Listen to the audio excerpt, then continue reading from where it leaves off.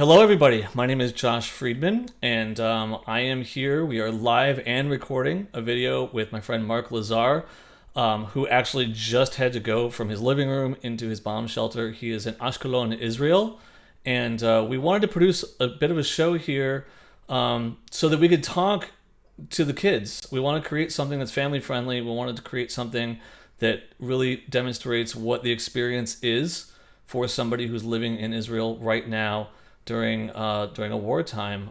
Today is October 10th. It is 11 o'clock where I am in Orange County, California. Mark, what time is it there? You're 10 hours ahead. 8 o'clock. No, Eight, 9 o'clock. 9 o'clock. it's 9 o'clock p.m. there, so it's almost bedtime there, and it's almost lunchtime here. But Mark, thank you so much for doing this. Really amazing to have this experience of someone who's literally there right now. And most people didn't see this, but we literally just went from Mark in his living Oh room no. um, to hearing the Don't know bomb if I'm siren. clear. Yeah, Yep, I got you. You're can paused you for a hear me? second, but I You can cut still in and hear out you. there for a second. You're paused for a second, but I can still hear you. So as we were just starting up, the alarm went off. Mark, I might just have audio from you, not video, but that's okay. I can hear you. So, Mark, I can see you. Go ahead. Tell me what's your experience been like the past couple days. Well, just so you know, my it just flashed. My internet is unstable. Yeah, I guess in the bomb shelter, I haven't zoomed yet. It's been pretty intense. Been really crazy since Saturday morning at 6:32. I've never experienced this before. I've never spent time in a bomb shelter. In Jerusalem years ago, I spent short moments, but didn't have this kind of bombardment that's been here. Saturday, Shabbat was in and out of the shelter all day. It's attached to the kitchen. Sunday, Monday, a little quieter, but today, Tuesday, it's picked up quite a bit, even with Hamas giving a warning at 5 o'clock and three sirens, different sirens going off. When we hear the sirens, we hear a boom. Sometimes the place shakes. Sometimes it's just the missiles being intercepted by Iron Dome. But it's a bit unnerving. It's a new experience for me. So today's Tuesday. This major event started on Saturday. I guess today alone, how many hours have you spent in the bomb shelter versus just being able to be outside or in your home? Not all that long. Well, my partner Terry here is naughty. We had a good half hour, 5 to 5:30. We had after that, I guess, yeah, when we are about to have dinner, came in for a while too. We usually come in for 10, 15 minutes. Um, and then I think earlier today too. So it's just sporadic, but you're like always waiting to hear it. And we hear the booms going even when we don't get the siren. You hear the booms coming or going into Gaza or coming out of Gaza. And then you're kind of unnerved waiting to hear the siren a couple seconds after that. We have about, when we hear the sirens in 30, we have 30 seconds to come into the shelter. And it looked like you showed me earlier there's an app that you're using as well. So there's some notification that you get on your phone. What is that like? And I don't know if I am. You're frozen, but I can still hear you, so keep going.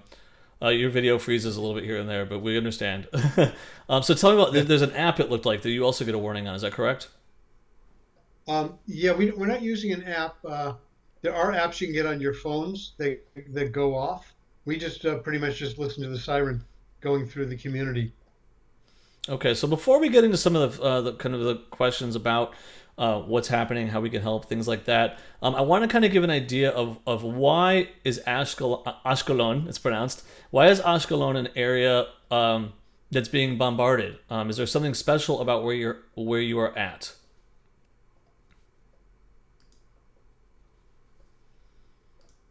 We may have lost Mark for a second here, but I'm going to go ahead and answer the question for him.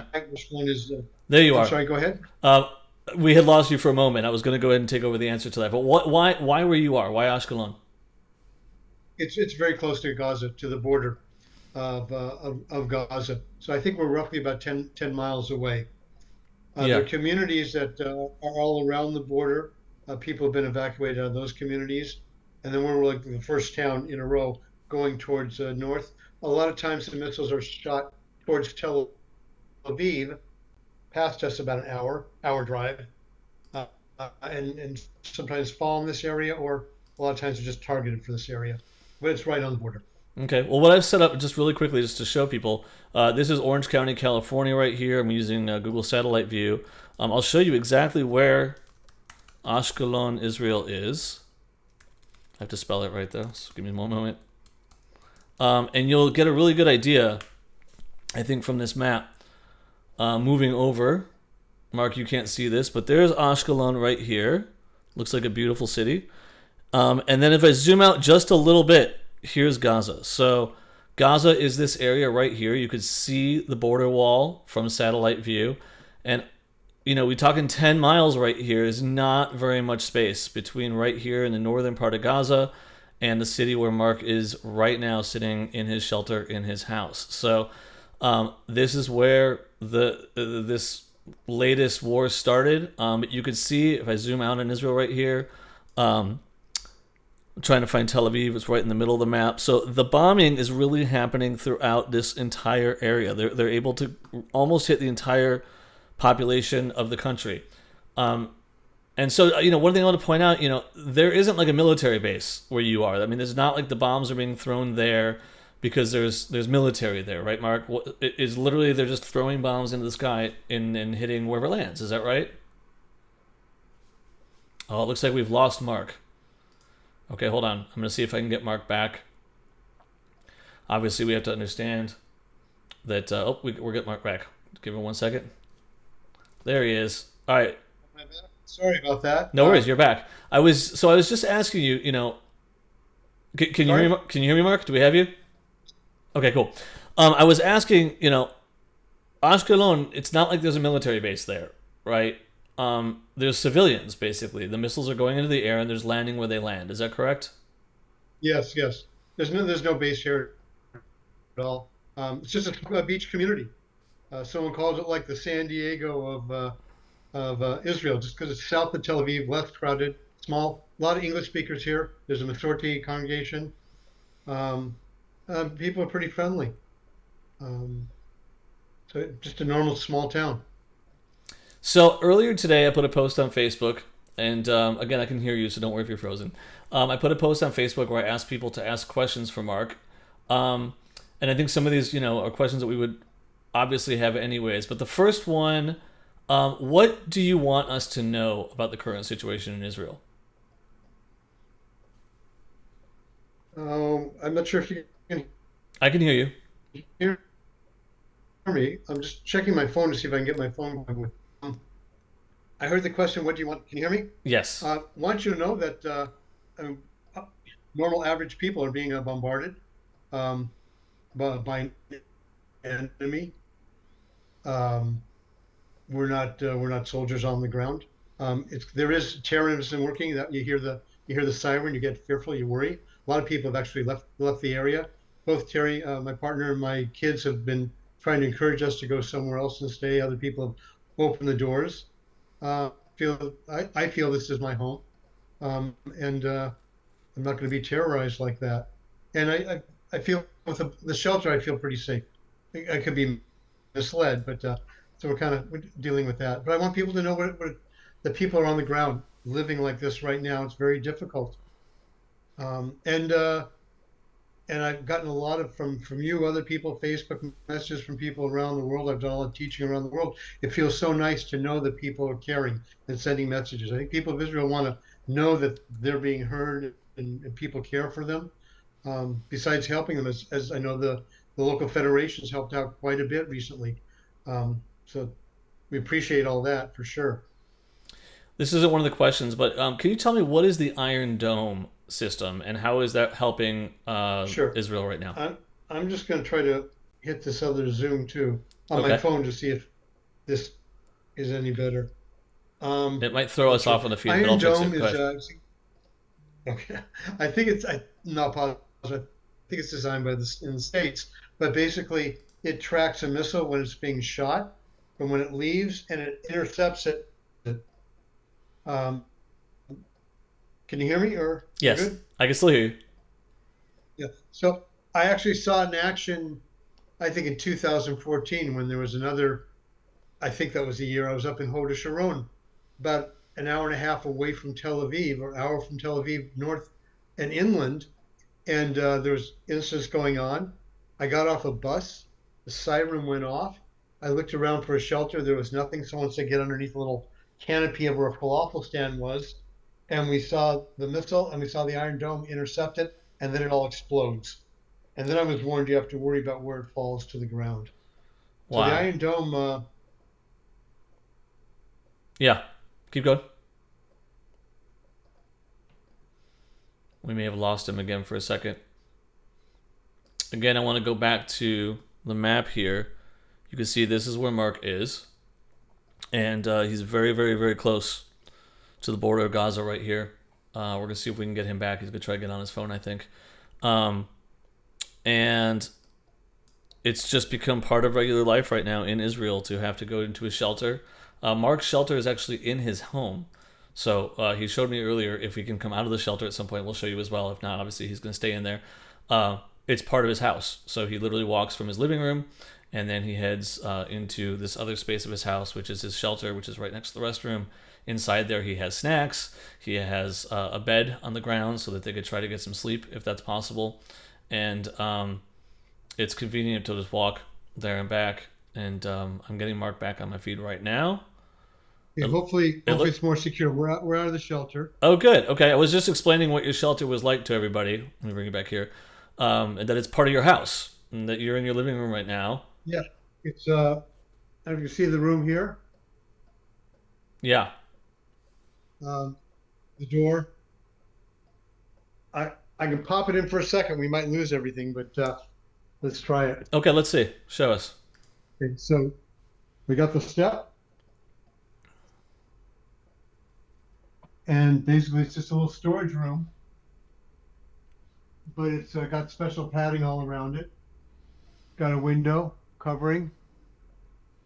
We actually got a single mattress in here the other day because the sirens had gone off like at 12. Oh, we lost him again. That's amazing. So one of my friends, Amy Cohen, said, "Is there anything that people need us to send to Israel right now?" Um, in terms of clothing and stuff, not that I know. I know that they're collecting, a lot of places are collecting for money, obviously. I donated today to a place called Bleket, which a lot of people have been to Israel before. Team programs go and they basically allowed to get food from open fields, harvest, second time harvest, and that's all donated to needy families. They're doing a special drive, needy families here. There's the local hospital, Barzilai Hospital in Ashkelon. They have an emergency fund. Um, what else, Terry? Equipment for the people staying in shelters, public shelters. Yeah, I mean, equipment's harder to, just organizations like that. Yeah. Device. And I know here That helps. locally, Jewish Federation of Orange County has been collecting donations as well, as have many, many other Jewish organizations throughout the United States. Another question. Um, Yeah. what words do you have for the non-Jewish community to talk about the situation? I know that's a Um, vast question right there. no, it's a good one. Um, I think to know that even with all the issues we've been having in Israel recently, with some recent internal politics, um, better. Bring the Even camera down. Just bring the camera down just a little bit so I can see. There you go. Perfect. Yeah, good. even with all the recent politics that have been going on, internal strife, which I feel very strongly about, everyone's putting that aside right now and coming together as a unified people. And so, in that sense, I'd like to say, let other countries look at us as a democratic country here in this area. Um, we fought wars, but to defend ourselves, and that's kind of the situation we're in now. Um, we're worried. I'll be honest, worried a little about that. There have been anti-Semitic incidents going on the past couple of years in America and other places around the world too, and sometimes that's confused with anti-Israel, anti-Semitism, and lumping it all together. I guess I like to look at that we're a country of human beings, diverse, a lot of different backgrounds. About 75% of the people in Israel are Jewish. Most of the others are Arab Muslims, Arab Christians, some other minorities as well. Um, we're a new country. We're struggling still to try to find our identity and the tone of the country. But right now we're being attacked, and it'd be the same thing as going, up San Diego or even Orange County if things are coming from Mexico, um, or any of the borders. It's really hard to imagine being so close and hearing it. And I guess I want the sensitivity of what people are going through, um, and that we all long eventually for some form of peace when things are resolved. Let's talk about the geography for just a moment. So Gaza has 2 million people in a very Yeah. small area. It's one of the most populous places in the world, I believe, if not the most populous for the size of it. Um, how does this affect, and why is this making it so difficult for us to just go in and stop Hamas from throwing missiles? Well, Hamas is hiding. Many of them are hiding. Most of them are hiding actually behind civilians. So, and this has gone on historically for I'm guessing 20 years at least. Oh, since Gaza went back, since there have been conflicts, so I'd say about 15 years. Um, that a lot of times in schools, in hospitals, um, in preschools, they're sometimes putting their missiles and their rocket barrage equipment in those places, in apartment buildings. It's not like they have a army field where they're shooting from. They're shooting from this urban city of Gaza. And so to go in and to take out exactly where those places are, you got a lot of innocent people. And Israel struggled with that through all the conflicts we've had through the years. How do you still defend the country Israel and the people who are living here, like in Ashkelon and all around the border? You need to take out the enemy, but the enemy is living with all the people there. And how do you try to minimize that? And going door to door, which they might do in this conflict now, is really risky to all the Israeli soldiers going into an apartment building, not knowing what's behind the door, what's rigged with explosives. I mean, all the terror related to that. There's a risk that I'm more Israeli like, and it's real agonizing. It's just so great. I imagine. My friend Flossie Friedman asks, how do you stay hopeful? Um, I'm an optimistic person. I've always felt. I moved to Israel in 1993. The time then was it looked like peace was going to happen more on a mass scale. It's gone up and down, but I always hope that there will be peace. I really believe there'll be peace. I hope that my three children, who all served in the IDF, wouldn't have to go. That things would have been worked out by then. They went in. Thank God, everyone was okay. I'm just more optimistic. I gotta believe in goodness and hope and right over wrong and good over evil. I know I'm really naive and I'm really John Lennon imagine, I guess you can see. But I really believe that I have to think that. I have to when I put my prayer energy out for peace, it's not to a God like being, it's more to humanity that we've got to fight for peace. We've got to internalize that value. So I do it that way. And I could just be getting senile and foolish too. I don't know. It might be a combination of the two. I might be in the same boat as you, actually. I'm just kidding, obviously. Um, what about the Jewish community? What can we do to help? And specifically the Jewish community in America or around the world. What can we do to help at this time? I find really heartening is when I see the rallies going on, when I see Jews gathering in different places or people gathering in different places, Jews and non-Jews, um, gathering and just showing support. That I think that helps a lot, and then I think more people see that, and that gets exposure, and it kind of can trickle down.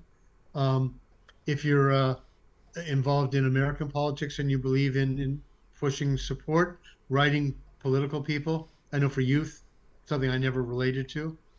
Um, Talking to people about it, you know, um, and gatherings, just feeling support among each other.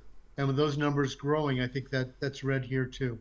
And contact if you have any Israeli relatives or friends or pen pals or anything, or your schools, if you're in school somewhere, is hooked up with that, just to stay connected. People don't want to feel alone. They want to feel abandoned here. So I'm hearing on the news, I mean, we can't predict the future, obviously, that this is just the beginning, that this is going to be ongoing for a while. Um, my first question is, what prediction do you have of how long this is going to last? And then on a personal note, how long are you planning to stay in Ashkelon? I mean, is there a plan at some point? Look, if this goes X number of days, like, you're going to have to move somewhere. What does that look like? Well, I think we're I'll go backwards. I think because that's the only one I can remember. I think we're basically on call. We packed little bags with our passports and valuables and clothes for a good couple of days. We have small suitcases by the front door. Terry has a car we can use if we need to escape, but we're fearful of the roads, to be honest. That rockets can hit the road, missiles can hit the roads. Um, Traffic, being caught in traffic would just be nerve-wracking, to be honest. But we're kind of on call. We've had a lot of invitations. The whole country opens up. Um, so I mentioned I remember, I don't know what was cut off before, but I've been in a bomb shelter in Jerusalem years ago. But that was just short time, met my neighbors, and it was all fine. Felt so distant. Um, Here, it's a different thing, so I don't know how long. I'm feeling okay. We're feeling okay together. We don't want to impose on people. Although people have invited us to stay, we can get an Airbnb somewhere too. So we're kind of on call with it. I don't know. I was staying in when we got cut off.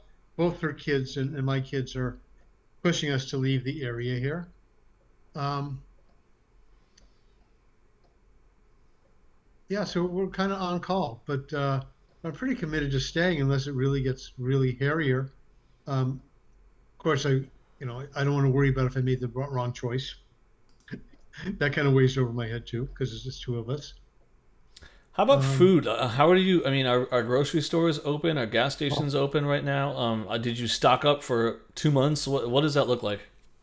well, don't tell our kids, but we were prepared to go to the supermarket and made a shopping list, and we put it off a couple of times because there were some booms. I don't think it was a siren, but there were booms. There was action coming out of Gaza, and then we waited long enough, and then we went to the supermarket. We loaded up on stuff. Um, I'll tell you what was in the supermarket in a moment. Well, supermarket. So most of the vegetables were gone. No onions, no apples. What did I get? Got a couple of melons, got some pears, got three stuffs of lettuce. We got frozen stuff. They were emptying the freezers out just as we were getting frozen stuff to bring to needy families. So the supermarket people are donating money. Supermarkets are loading it up and sending to people, senior people, people who can't get out in the supermarket. Um, but we got a couple of backpacks enough. We already had enough probably for a week. We got enough now for 3 weeks. Um, so most of the canned stuff was there. Bread, they're running a shortage of bread. People were buying bread the other day to make sandwiches for the soldiers and needy people at the hospital. So you see a lot of Ashkelon activism going on locally. But when we were on the way back, all of a sudden the siren went off. And luckily we were near a big apartment building, so we went in the doorway of the apartment building, hoping. And I was convinced the angle we were wasn't the angle facing Gaza, because a lot of times the missiles come and hit a building like that. We were on the other side. And then we walked home really quick and said we won't tell our kids. Well, don't worry, the secret's safe with the internet. They won't find out. I mean, I think it's incredible. Being here in America, we obviously don't have any concept. I have now a 6-year-old and an 8-year-old, and we did explain to them what was happening and that there's a war in Israel right now. And their first question back to me was, "Well, is there going to be a war here?" And it's a difficult thing to have to answer as a parent. And the obvious answer is no, not today. You guys are safe and you don't have to worry about this. But you need to be aware that there are people in the world that this is their day to day right now, and this is a difficult thing. And it's not just the adults, it's the children, and it's everybody in the community. I imagine schools are closed, kids are not, everyone's Yeah. staying in. School, university. I teach in a gap year program. Was supposed to start this week, and they waiting to hear about Thursday, but it's in Jerusalem, the Young Judea Gap Year program. Um, it's been canceled. My youngest is in college in Jerusalem. That's been canceled. Terry's, all Terry's grandchildren for preschool and babysitters and all schooling. One family went down to Eilat because Ashkelon was too much, and one actually was on vacation in Thailand, and one's in Hoda Sharon. But Hoda Sharon's gotten a couple sirens going off there too. So yeah, all the kids are home. Supermarkets are open. Medical things are running. Hospitals only if it's an emergency because they're dealing with a lot of people because we're on the border. Things have calmed down a bit. Um, I haven't checked other stores. The streets are pretty empty where we are. But I'm amazed. It seems like And internet is working, communications are up. You guys can watch TV, watch movies, even. I mean, are people just sitting at home hanging out? What's it like day to day? I got Terry to watch a couple westerns. We watched The Magnificent Seven again, and The Avengers with William Holden. which wasn't as good, but Magnificent Seven. Yeah, we. I just seen that Biden's here. I think that happened just when we were starting. Biden landed. He's talking on the TV here, but I'm pretty sure he landed in Israel. Terry, do you know? Or I think that's amazing. I mean, oh, maybe he's not. Maybe he's just talking about Israel. I don't know, okay. but he's on the TV. But you at least have television. You guys have things to do. You're keeping entertained. What? Yeah, yeah. We got. It's like Shabbat. I don't use electricity on Shabbat, so but it's better than Shabbat because I get Because you electricity. could. We're gonna cut this short just a little bit. We were trying to keep it around a half hour. We're at 25 minutes. We're both educators. We both work with students and kids and have our entire careers, I think. What do you want children, kids, teens, to know about the experience and about Israel and about what this is like?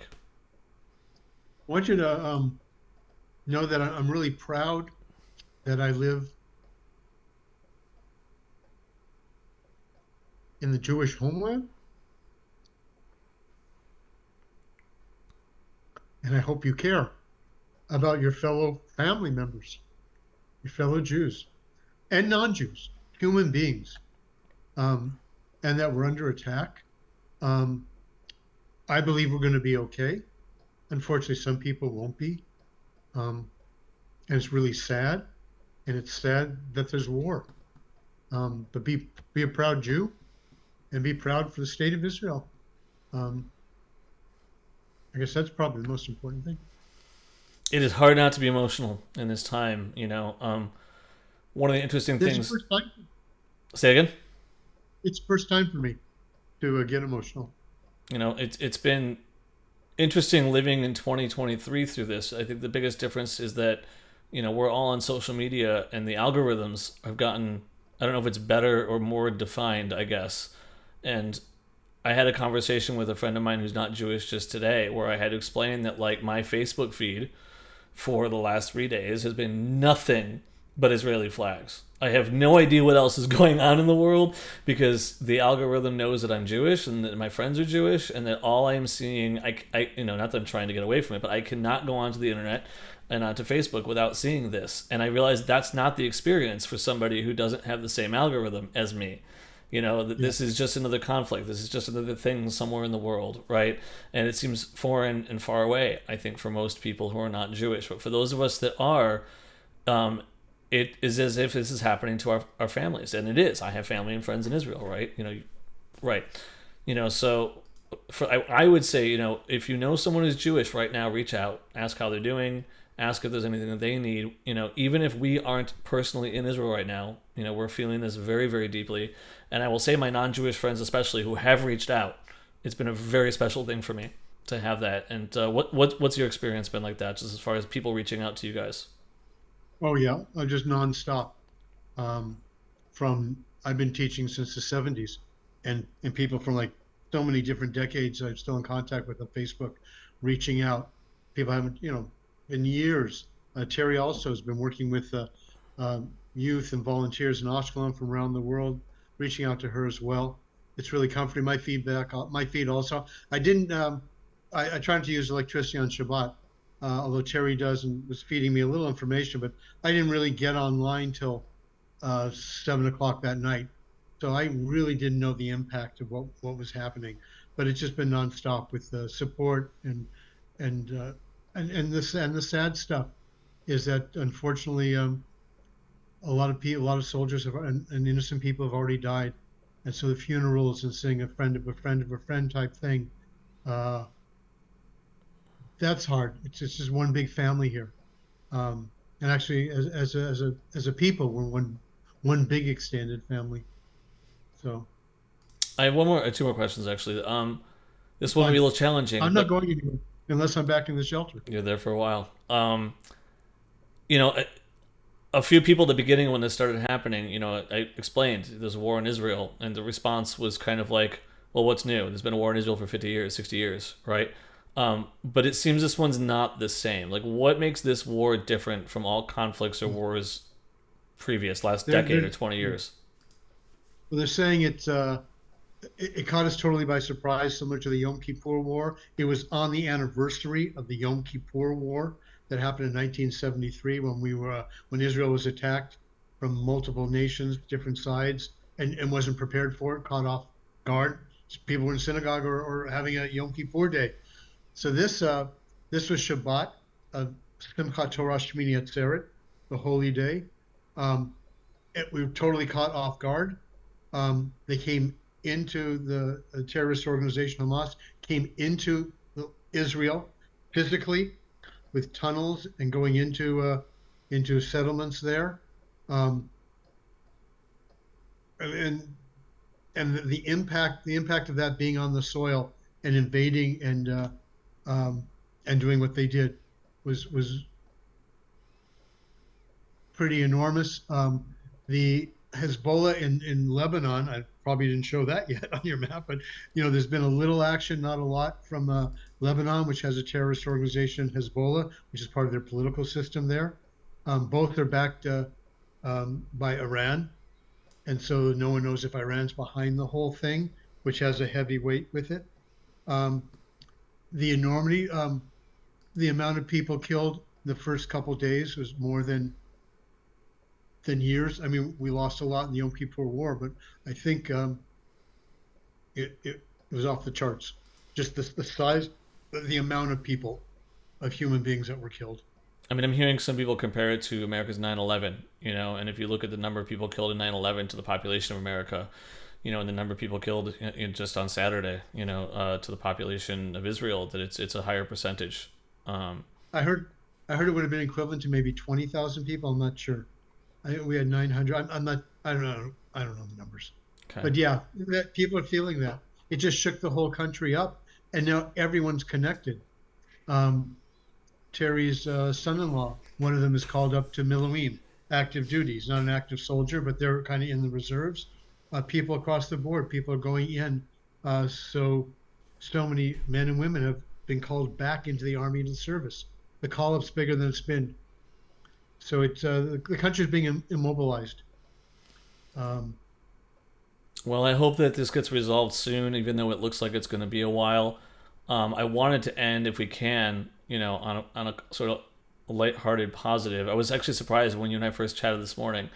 It was just like you were right next door, and you're Mark, and you're positive, and I appreciate that. But in the questions I had earlier, my friend Mike King, he's a musician and an educator. I believe he's living in Hawaii right now. At least he was. I think he still is. He wanted to know, and I prepared you for this ahead of time, so I'm not just throwing this on Mark right now. He says, I know it's good to be Jewish and humorous, so I understand if you don't want to do this, but I like to tell jokes. What is Mark's favorite joke? Do you have a favorite joke you want to share with us, Mark? I don't have a favorite joke. I rack my brain, but I thought, because I've been thinking about my kids a lot, and I've one who lives in Anaheim, who's a social worker, one of the hospitals in Irvine, and I have a daughter who lives in Berlin, but I have my youngest is studying in Jerusalem, at Shalom College, and Eli had this joke when he was really young he loved, and it's a stupid joke, but I think of that with fondness and love for my children. So basically, maybe you know it. Why did Tigger put his head in the toilet? I don't know. Why did Tigger put his head in the toilet? He was looking for poo. So Eli would tell that joke like 20 times in 2 minutes, over and over. It went on for months. So if Eli ever sees this, he'll cringe. I'm going to share They'll that cringe. with my kids later today for sure. They're going to love that. They'll think that's hilarious at 6 and 8 years old. Well, Mark, thank you for your time. Thank you for your ability to share with us. It really brings it closer to home. I think for those of us, those who are watching this afterward, you already know that this is on YouTube because you're probably watching it there. But for those watching live right now, we are going to put this on YouTube. So if people want to share this experience, I think it's important that the world sees what's actually happening on the ground, sees what it's like to be living in Israel. And for me, I think the most important thing is that you're just living life. That this isn't like an alternate universe. That you have your home there, and that you're in the house right now, and that you're just going on, and you're in the shelter. You're coming out. You're living life, and hopefully this war. This is definitely more than a conflict at this point. Hopefully this war will end soon, and life will go back to whatever the new normal is going to look like at the end of this. Anything else you want to share, Mark, before we end this one? No, just we had Rosh Hashanah about almost a month ago. So just have a great rest of our new Jewish New Year. All right. Thanks to those who are watching. Thank you. And Thank you for asking. have a peaceful day if you can.